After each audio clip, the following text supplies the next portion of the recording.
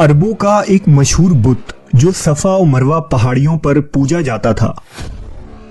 ये वो बुत थे जिसे लोगों ने अपने हाथों से नहीं तराशे थे, बल्कि ये जीते जागते हकीकी इंसान थे। उन्होंने खाने काबा के अंदर ऐसा क्या जुर्म किया था जिसकी वजह से अल्लाह ने उन्हें ऐसा खौफनाक अजाब दिया जो आने वालों के लिए इबरत की निशान बन गई।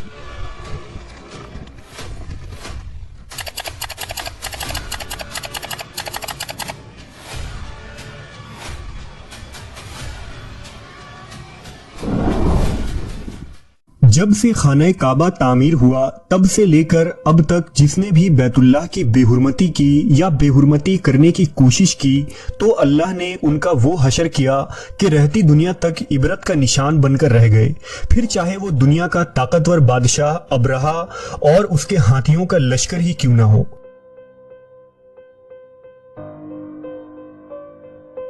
इसके अलावा तारीख में कई ऐसे वाकयात मिलते हैं कि जिन्होंने काबा शरीफ की बेहुरमती की और उनको अल्लाह ने दर्दनाक अजाब देकर तबाह कर दिया। इसकी एक मिसाल इसाफ व नाइला है। इसाफ बिन याला और नाइला बिनते जैद दरअसल कबीला बनी जुरहुम के एक मर्द व जन थे। नाइला एक खूबसूरत और हसीन लड़की थी जो अपने कबीला में यमन के किसी इलाके में रहा करती थी। ये खूबसूरत हसीना कबीला बनी जुरहम में अपने हुस्न की नुमाइश किया करती थी। वो फहश लिबास पहनकर घर से निकलती थी और कबीला के नौजवान उसके पीछे पीछे चलते थे। हर कोई उससे ताल्लुकात का ख्वाहिशमंद था। उन्हीं लोगों में कबीले के सरदार का बेटा भी शामिल था जिसका नाम इसाफ बिन याला था। इसाफ और नाइला आपस में मोहब्बत कर बैठे और ये मोहब्बत बहुत ही जल्द खबासत में बदल गई। उन्होंने आपस में नाजायज ताल्लुकात कायम कर लिए और जब कभी मौका मिलता तो दोनों जिना में मशगूल हो जाते। इस तरह ये सिलसिला यूं ही चलता रहा। जब उनके घर वालों को इसका इल्म हुआ तो वो उनके खिलाफ हो गए, जिस वजह से उनके मिलने पर पाबंदी लगा दी गई। एक दफा का वाकया है कि बनी जुरहम का एक काफिला हज करने के लिए मक्का के लिए रवाना हुआ तो ये दोनों भी उस काफिले के साथ हज के लिए चल दिए। काफिला मक्का पहुंचा और ये हज के अय्याम थे। उन्हीं दिनों का वाकया है कि एक रोज काबा में लोगों की तादाद बहुत ही कम थी और आसपास कोई भी मौजूद न था, लिहाजा शैतान ने उनके दिलों में वसवसा डालना शुरू कर दिया।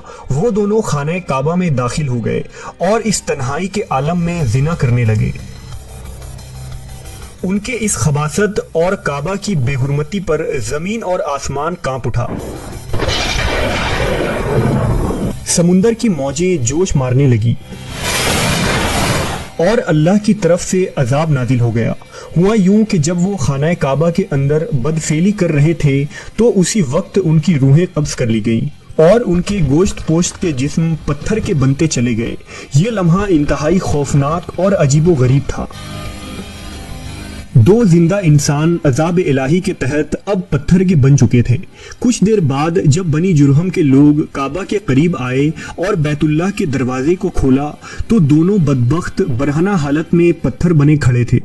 वो ये समझ गए कि ये खबीस अल्लाह की मुकद्दस घर में किस जुर्म का इर्तिकाब कर रहे थे। लोगों ने दोनों के मुजस्समों को उठाया और बाहर लाकर जमीन में गाड़ कर उन्हें खड़ा कर दिया ताकि ये लोगों के लिए इबरत का निशान बना रहे।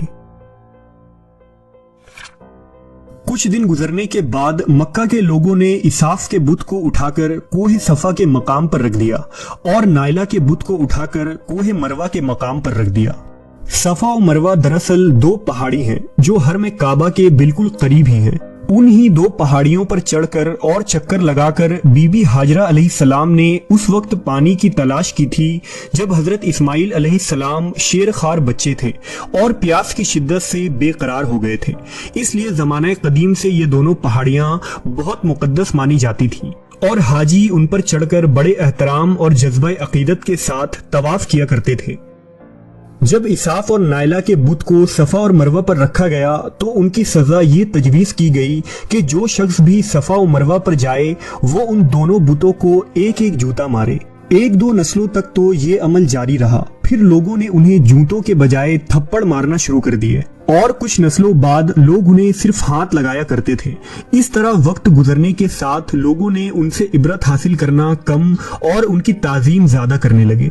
یہاں تک کہ ایک وقت ایسا آیا کہ عربوں نے جاہلیت کی بنا پر ان کو محبت کی علامت قرار دینا شروع کر دیا اور قبیلوں میں ان دونوں کے عشق کی داستانوں کو فخر سے بیان کیا جانے لگا۔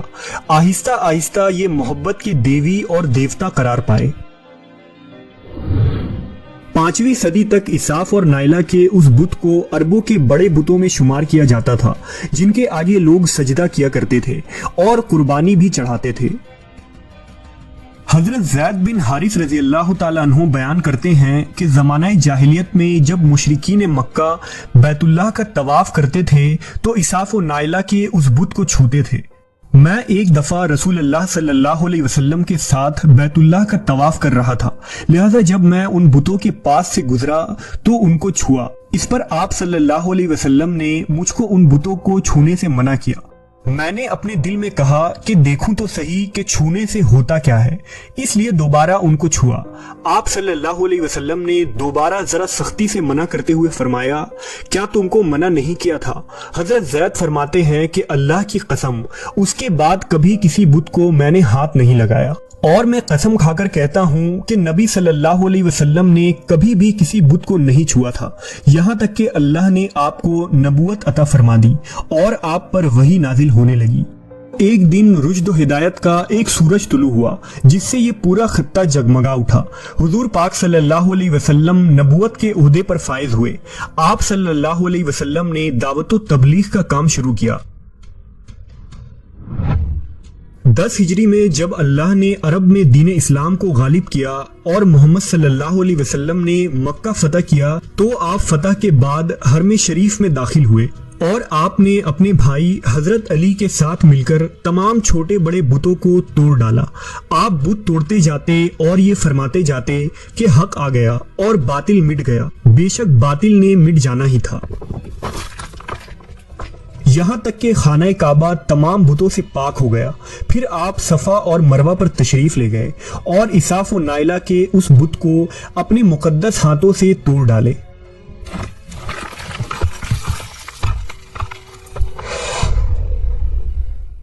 ہم نے دیکھا کہ اساف و نائلہ کے اس بت کو لوگوں نے بطور عبرت صفا اور مروہ پر رکھا تھا، لیکن شیطان نے انہیں ایسا گمراہ کیا کہ وہ ان کی پوجا کرنے لگے۔ صرف یہی نہیں بلکہ زنا جیسے بدترین جرم جسے کعبہ شریف کے اندر کیا گیا تھا، لوگ اس داستان کو فخر کے طور پر بیان کرنے لگے۔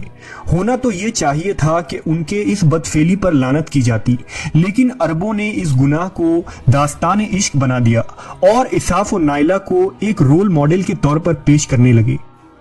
بالکل اسی طرح آج کے اس فتنے بھرے دور میں یہی کچھ حالات نظر آتے ہیں، جہاں اگر کوئی شخص کسی طرح کا سنگین جرم کرے تو لوگ اسے ہیرو کی طرح بطور نمونہ پیش کرتے ہیں۔ فریڈم، آزادی خیال اور لبرلزم کے نام پر ہر طرح کی خباثت اور برائی کو خوبصورت انداز میں پیش کر کے اس کی بھرپور تائید کی جاتی ہے۔ اللہ رب العزت سے دعا ہے کہ اللہ ہمیں ہر قسم کی برائیوں اور فتنوں سے محفوظ رکھے اور شیطان لعین کے وسوسوں اور چالوں سے حفاظت فرمائے۔